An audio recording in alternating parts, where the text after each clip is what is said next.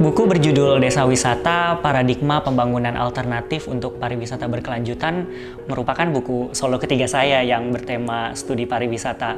Sebelumnya ada buku Peluang dan Tantangan Pariwisata Indonesia yang terbit tahun 2014 dan Kota Tua Jakarta, Pergulatan Pariwisata, Konservasi, dan Kemiskinan tahun 2015. Saya juga senang menulis travelog atau tulisan perjalanan dan ada buku travel writing antara lain Porno Tour dan Rumah di Tanah Rempah.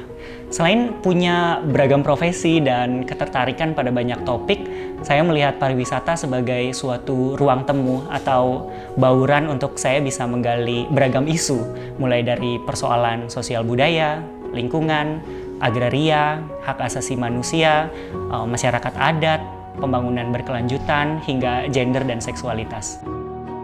Ketertarikan saya terhadap desa wisata sebetulnya sudah lama sekali muncul sejak saya kuliah S2 di bidang manajemen pariwisata sekitar 10 tahun lalu.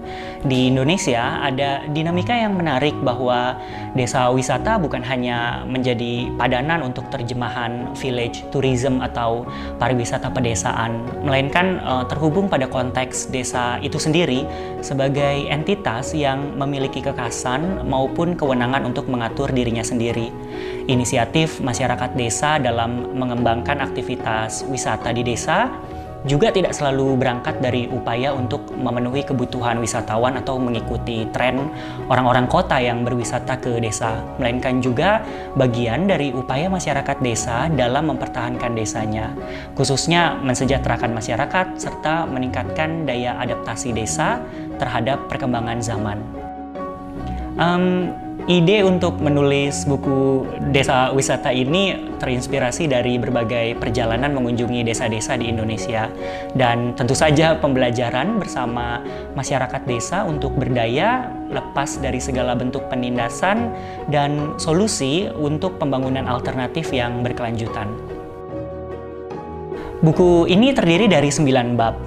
Saya mencoba melakukan eksplorasi terhadap diskusi tentang apa itu desa wisata, bagaimana desa berproses menjadi desa wisata, perhatian terhadap desa adat, pengorganisasian desa wisata, ekonomi dan kewirausahaan, pengembangan produk, pemasaran strategis, daya dukung, dan keberlanjutan desa wisata.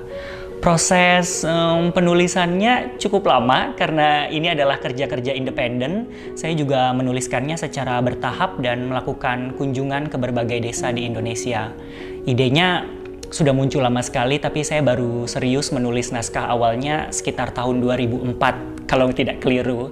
Lama tertunda dan sebetulnya sudah ada rencana untuk terbit tahun 2020 lalu, namun terkendala pandemi. Tapi itu jadi peluang berarti untuk kemudian saya merevisinya lewat pembelajaran desa wisata di tengah COVID-19. Penulisan revisi untuk naskah ini cukup menantang karena saya ingin mengajak kita semua untuk menggali perspektif dan memiliki keberpihakan bersama masyarakat desa di tengah segala penindasan terhadap desa. Saya sebagai orang kota tidak hendak meromantisasi desa karena perjalanan-perjalanan yang saya lakukan ke desa telah memberikan refleksi atas berbagai kesenjangan relasi kuasa antara kota dan desa. Atraksi atau daya tarik pada desa wisata bisa dipahami merupakan kehidupan masyarakat di desa secara menyeluruh sebagai suatu bentang atau ruralscape yang tidak dapat dipisahkan selayaknya kesatuan bentang alam dan budaya. Atraksi pada desa wisata bisa direpresentasikan melalui aktivitas ekonomi yang unik, pertanian, adat istiadat, tata ruang desa, situs sejarah budaya, atau aktivitas budaya lainnya yang membuat desa wisata tersebut unik. Orientasi pada atraksi bukan terletak pada tampilan fisik, tetapi suatu proses yang dinikmati oleh wisatawan di desa wisata sebagai bentuk alternatif dari bentuk wisata yang lain.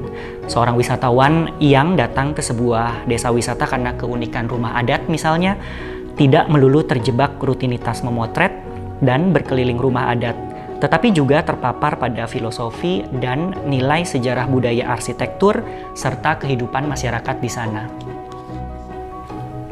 Saya punya harapan besar terhadap desa wisata untuk melihatnya sebagai suatu gerakan sosial yang terkait langsung dengan pariwisata.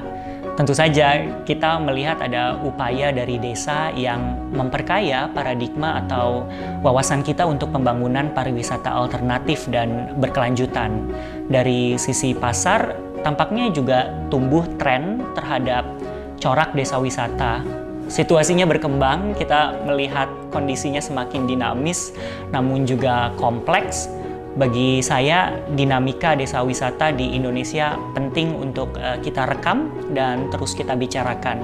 Saya berharap buku ini dapat merawat dialog kritis terhadap desa wisata dan semoga juga dapat memberikan kontribusi positif bagi penguatan masyarakat desa maupun inisiatif terhadap pembangunan desa wisata di Indonesia.